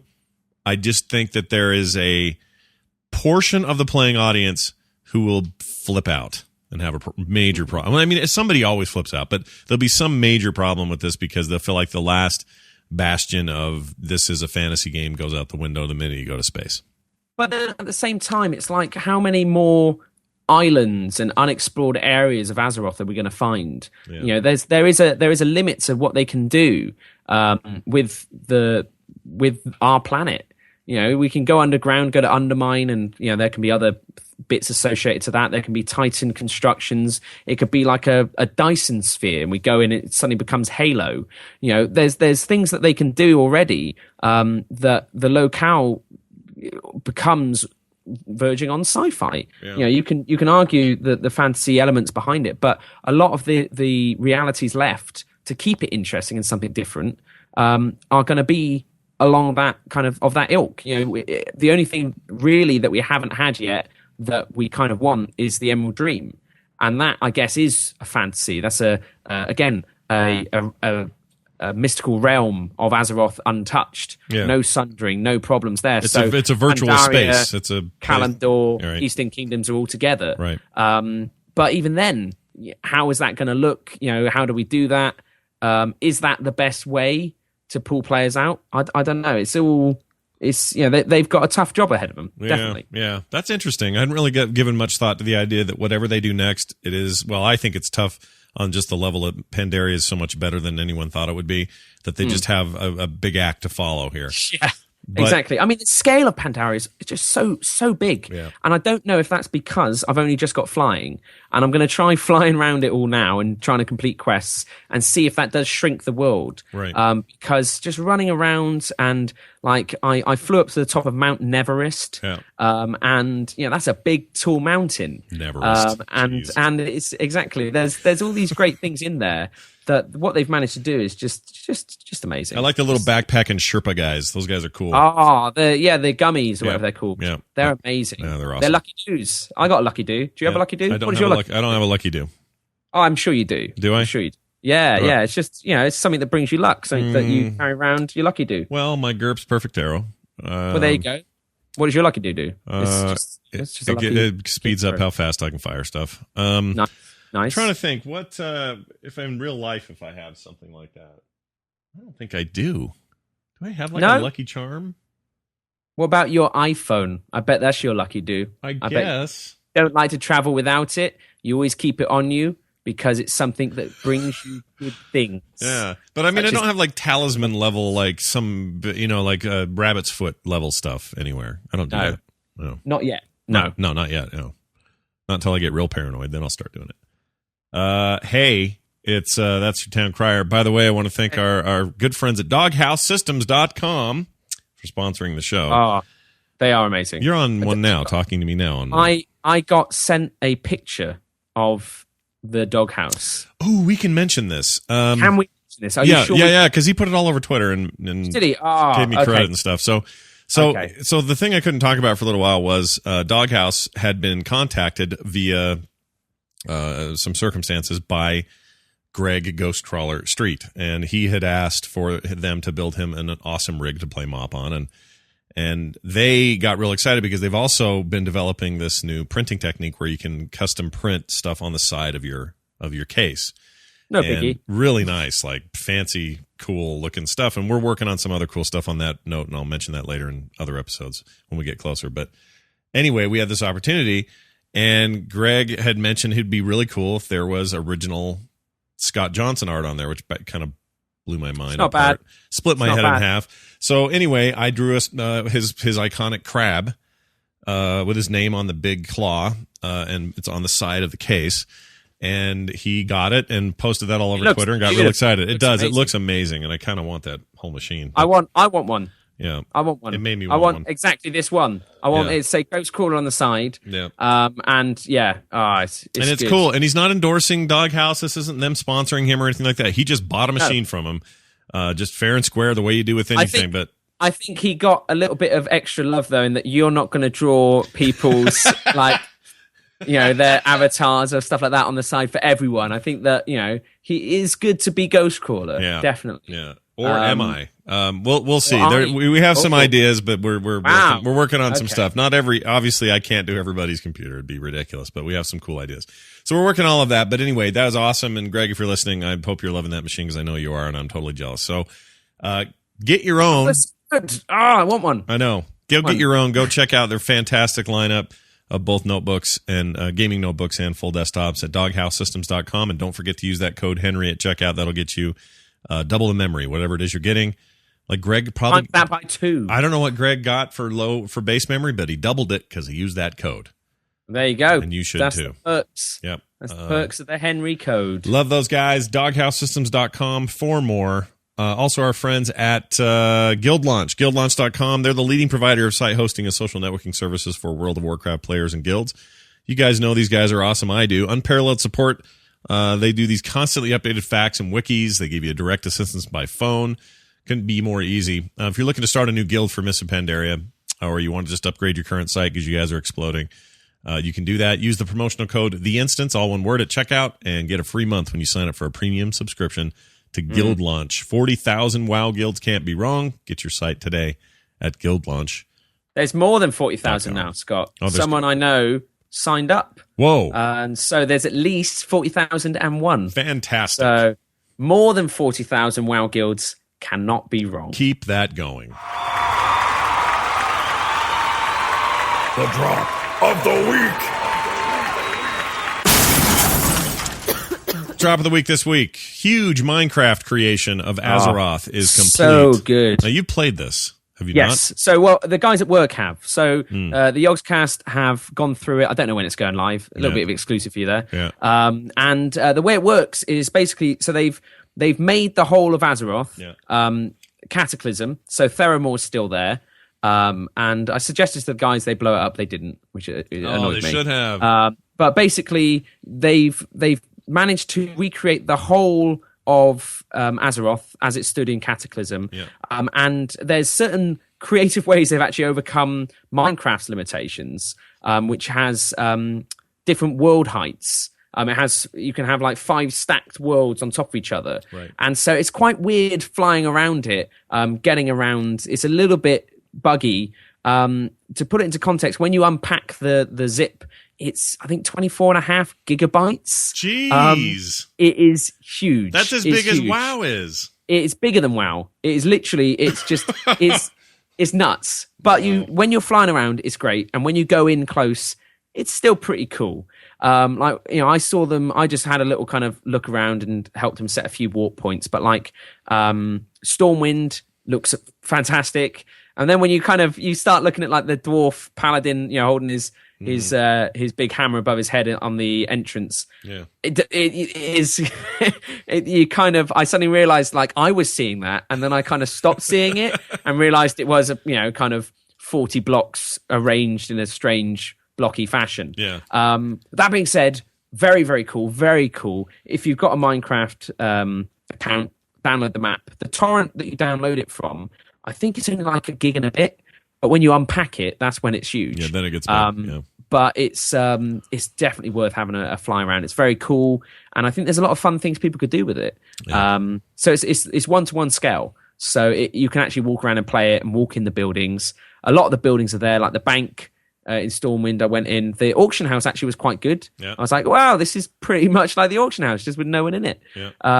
But yeah, I really like it. I think it's a very, very cool thing. Yeah, and we'll link the torrent file in the show notes, so you can just download it directly and go. I think there's like a Google Map version of it somewhere online, so you can kind of zoom in and out and scroll around the 3D map. Mm-hmm. So you can have a look at what it looks like, even if you don't have Minecraft. Yeah. So one of those is floating around somewhere. I don't know where. But it's fantastic. It is really very amazing. And there's videos all over the place. And if the Yogs are doing it, you'll get probably the best version of that coming up soon. So watch for that. Exciting stuff for Minecraft players and WoW players alike. All right. So, couple things here before we kind of wind things down. We have a winner to our contest. Hells yeah! The Doomhammer Contest. We've been talking about it for. I need some kind of music for this. There you go. There you go. No, that's good. That's no good. We'll play this. How can I help them if they would not listen to me? Little Matthew Oxley music here. He wrote. This is something not even WoW related, but it's still sort of Asian-y, so we'll use that. That's good enough. Good enough. That'll totally work. So let's give this away. It is the Doomhammer replica, which Terpster has mentioned a couple of times, is actually a hefty piece of freaking hardware. It's not some just Nerf hammer.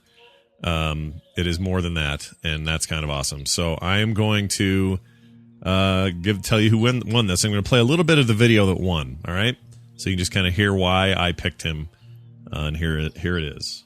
I'll tell you his name in a second. How bad do I want Doomhammer? How about an impression of every race of the Horde using nothing but these two coffee stirrers as my props?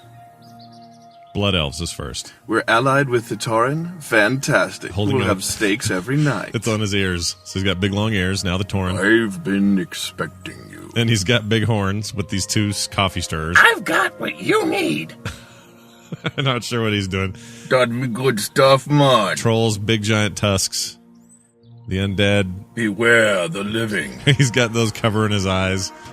For the Horde. Orc. There you go. Bragging rights and a desperate plea for a geek dad to bring home the Doomhammer. Thanks, guys. The Big JB is his name. The Big JB. Sorry, I started playing again. Yeah. The Big JB wins. He is our winner. We got a bunch of videos from a whole bunch of you guys, and congratulations, because his was the most. I just found his the most creative. I got votes from other people around the network. Beautiful ones, though. I mean, there were some amazing ones. So really, everyone who sent in stuff, you all did phenomenal. It was beautiful. Yeah, and we'll put it in the show notes so you can see who the winner was. And watch it for yourself. There's also a link floating around of all of these in a big playlist, so you can see them all if you'd like.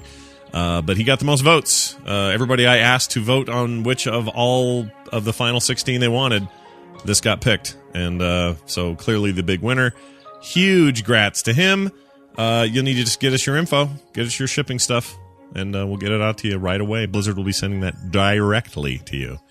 And big grats again on winning from Thrall's hand to yours. Indeed. As Scott Fletcher would say, congratulations! You're a winner! There you go, buddy. There you go. I want to thank, let's see. I want to thank GameTimeZone.com. You can keep using that. Time. I know, dude. What the hell? You can use the code INSTANCE for 5% off. Also, the Obey Henry plushies are here. Created from my original art. Yep. Check this out. At bit.ly/ObeyHenry. Check this out now. You can go see these things. You can see them, and they're getting ready to go. It's the guys at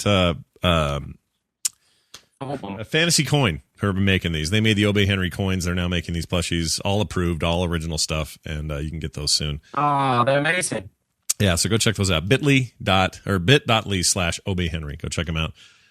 If you like the new bet battle system, check out World of Battle Pets, a community wiki that hosts guides for pet leveling, tips and tricks, and tournaments at worldofbattlepets.com.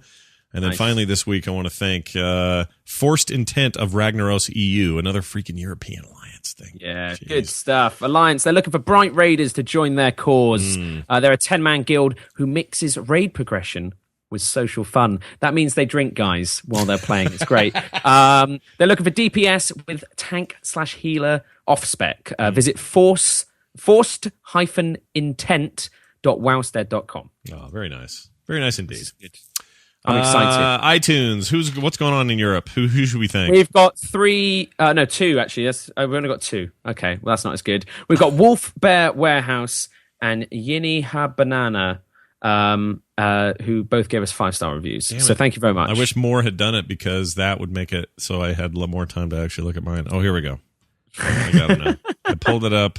It's here now. Looking at the latest ones and 5-star reviews from Brandon Keshmir says the best WoW podcast ever. Well, thank you very much. Also got one from Dawser King, and Nicholas J. Strangus, as well as Kirosa Kid, and a few others. Thank you all very much for your 5-star reviews. We really, really appreciate them. Always good to get nice feedback from the listeners. It is always very much appreciated. BlizzCon 2012. When's that happening? The 27th of October. Wow. A mere that's couple of weeks. fairly soon. Wow. A mere couple of weeks. So you can go to blizzcon.com right now and see some details. Now, not a lot has been posted there other than just sort of a holder page, but basically, I mean, with my crazy schedule, I've just tried to get this moving as quick as I can, and I'm finally to the point where we kind of have some stuff forming. But here's the plan. It's a Saturday. Our plan is to be, and when I say hour, I haven't even told mainly Dills or Terpster about this time yet, so I don't know how much of all of us you're going to get that full day, but here's the plan. We're going to go a 5-hour period, which will start at 10 a.m., same time we start the show normally on Fridays. Is it 27th, yeah? 27th, yep. Oh, I've got a day off. Yeah. Oh, yeah, look at you. Yeah. So it looks like Terpster will be there, at least for some Brilliant. of it, I hope. I'll or be all there of it if for you can. As much of it. Yeah, as much of it as I can. We're going to do 5 hours. It's going to go from 10 a.m. Mountain Time to 3 p.m. Mountain Time. And in that time, we're going to have panels galore. The goal is to just get lots of folks from around the community, people that are playing competitive StarCraft, people who are really still into Diablo and what the state of that thing is, people who are playing WoW. I can tell you a few names. For example, the Daily Blink guys will be around for some conversation about WoW and the whole of WoW and Blizzard. We'll talk to Garrett Weinzerl and the StarCast guys about StarCraft 2. We'll be talking to the Convert to Raid guys about the state of raiding in the game, and then others who I have not even nailed down yet. So, brilliant. That's not bad for me. That's 5 p.m. in the evening. Yeah, at 10 a.m. Yeah. That's brilliant. Yeah, that's like I've got like 2 hours before I got to be in bed. All right, that was my goal. On it. That was my goal, is to have something that was a little bit more wide open for both you and Dills, and so. The plan is we will do as much as we can during that time, and then here's the other important part. So, both before and after that, the page where this live stream will be happening will also have on that page links to live StarCraft matches, links to live raiding. It's like actual game, some Twitch videos and stuff where people are playing. We should play, and we're gonna play. Yeah, for sure. We should play together. We could do a scenario. There's 3 of us. Mm-hmm. That would be good. We could do a load of scenarios. Yeah. We could do we could do my favorite thing, which is where we get listeners to log on to Earth and Ring and give us gold. Perfect. And it's called Give Terpster a Lot of Money.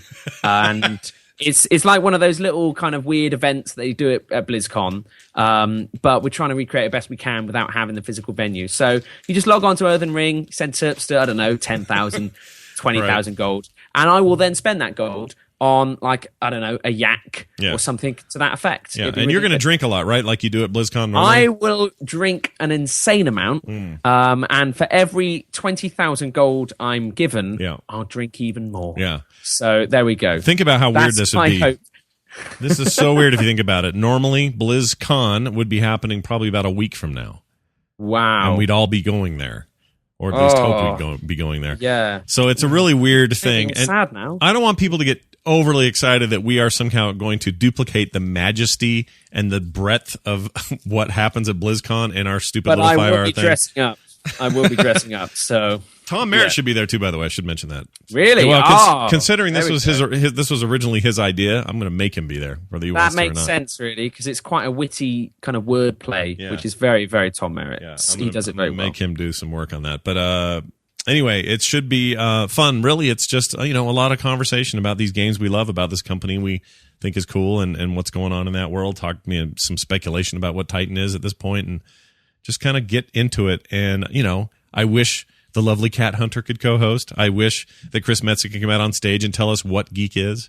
I'm so stoked, guys. He comes out, he just flips a table and then walks off again. And it was like, yeah, for the Horde. Yeah, I'd love it. Yeah, but I am going to get with Blizzard PR and just say, hey, is there any one or thing or stuff you guys want to contribute that day? I'm not going to pick anyone, but I'm just saying if Russell's free, I think we could do a music panel together. Russell could talk about some of his influences, mainly obviously me, and how just my sonorous voice has affected the tonality and harmonical resonance. Yeah. So I'm just using some musical terms. That's pretty good. Don't be baffled. And the treble clefs and stuff like that of the whole expansion. Yeah. I'm sure that'd be a very interesting panel where it'd be like inside the Actors studio where Russell kind of interviews me on, how best to create great music. Yeah. And I'll lay it down. All right. I'll lay it down in simple terms, and we'll keep the tempo to an acceptable pace.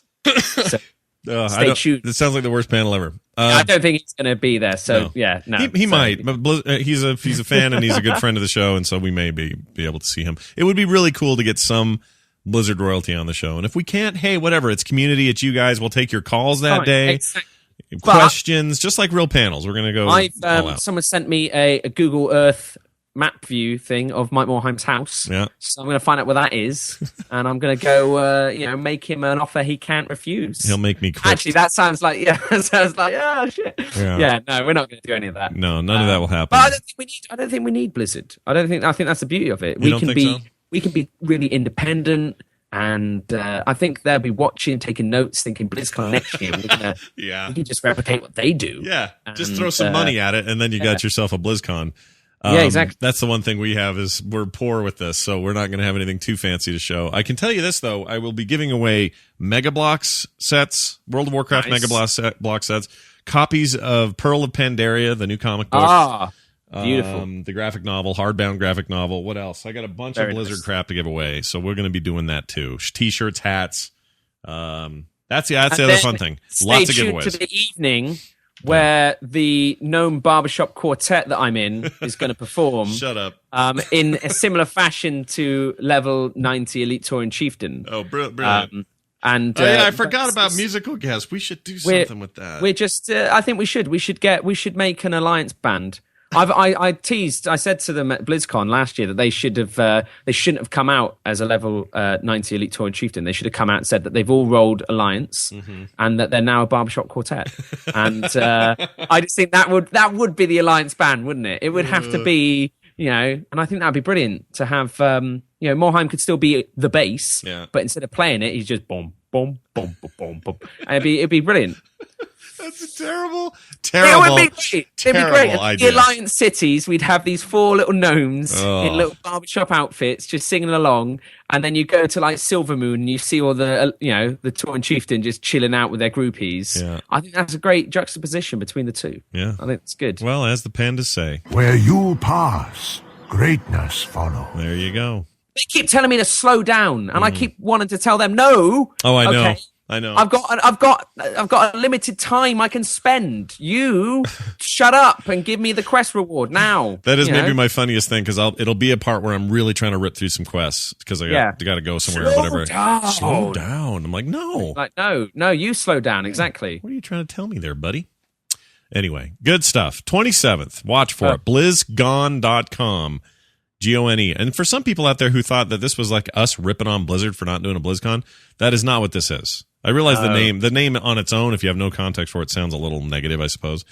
It does, yeah. Now you say it. Yeah, BlizzGone, but that is not what this is. This is a tribute to a thing we miss and that we're going to miss this year. And we hope our friends at Blizzard, though, are enjoying the fact that they don't have to do it this year. And I'm sure they are. By all accounts, I'm sure they are. And you know what? Here's the thing, Terpster. I've noticed. Well, I have a new belief that the expansion has alone justified no BlizzCon, and I don't mean because there's plenty to do and it'll distract us. I mean them saying we need to focus on our IPs this year and skip a year now makes perfect sense to me. It is very clear to me that they spent more time on it. Is they need to have 2 sets of developers. One that develops games. Yeah. And other that talks on panels about developing games. Like Craig Ghost Baller Skeet. Yeah, exactly. And he comes out and he says like, Hunter's gone, and all the crowd boos him, and he's like, I'm so out of touch, I never developed a game. And that'd be fine. It'd be good. Yeah. We'd still appreciate the effort of Craig. Rory Spockton. Yeah. And it'd be good. That'd be good. All right. Well, one can only dream. I'd I'd enjoy that panel. I would think as that'd well. be good. I would as well. Terpster, what is going on? You got anything cool going on in podcasting this week? Besides, what are you Me doing? and Tram, we're doing. Actually, I've got lots going on actually this week. I'm on the Gamer In. I forget what it's called. Actually, Giz Gamer and Paul Dugan. Yeah. Yeah. So I'm on that tomorrow, I think, maybe. Yeah. So that's going to be good. And then on Sunday, me and Shram are back with Tippewa, which is going to be great. Yeah. And then, I don't know, then I'm doing this again next week. So stay tuned. With Hypo Help on hiatus and with no Movielicious anymore. Is it still on hiatus? Because I saw the other day that you on the morning stream being like, "Hey guys, me and Brian Ibbott, we're gonna give some hypothetical help." It's like, really? Are you? Are you Brian Ibbott? It didn't work out well. I'm sure it didn't. Yeah. I'll tell you why. Ibbott is bold, and I'm just saying that's the difference I've noticed. Otherwise, I was thinking we're both podcasters, very charismatic. Sure, He's you have bold. Considerable more hair than he does. Exactly, and I think that's it. I think that's where hypothetical thoughts come from, are from hair follicles. Perfect. Well, with that bit of science behind us, yeah. So yes, something's happening with that. It's not permanently on the bubble. We'll figure it out. It's just busy schedules, man. That's all it is. Anyway, so it's tomorrow at 9 a.m. Eastern. Yeah. For the Gamers In. Okay. Yeah. So tune in at the web address, gamersin.com.net maybe. Just Google it. It'll be there. They won. So, They won most attractive couple at Nerdtacular last year. That's because I wasn't there with myself. Yeah. If Patrick had been there, we would have won that. Yeah. Totally. Oh, by the way, wait till you get the DVD. Your trouncing of that other team almost single-handedly is much even better on DVD. Holy crap. Oh, there you go. Oh. The thing is, I'd like to think I could have been more entertaining during it, but I was so amped up, I just wanted to win. Yeah.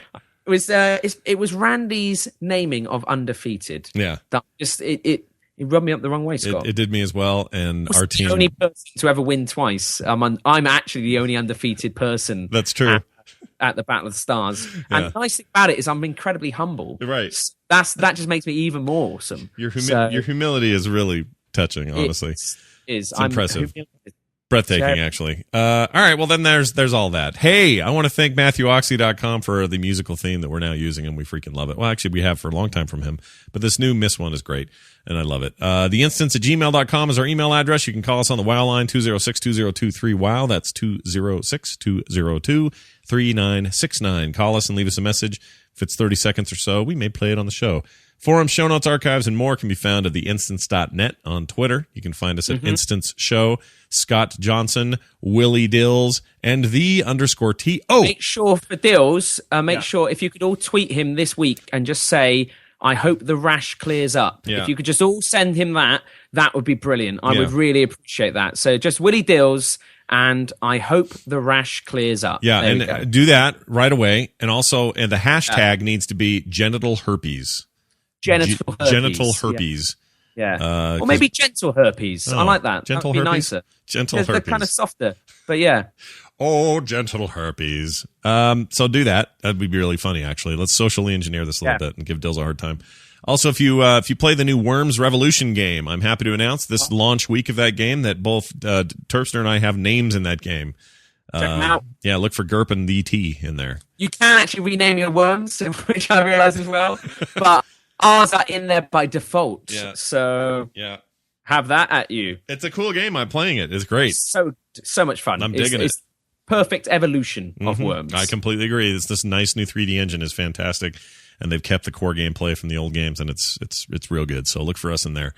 Twitter, Scott Johnson, Willie Dills, and _T. You can find us on Facebook at /TheInstance. I want to thank Paul Swickard, intern for the Frog Pants Network, and specifically for this show, for helping us out with our show notes and more. Thank you for that. You can find more great shows just like this at the frogpants.com. Go check it out now. That's going to do it for us. For me, for Terpster, and for the ailing Dills. We'll see you next time. Horrible rash. Ooh, yeah. Itchy.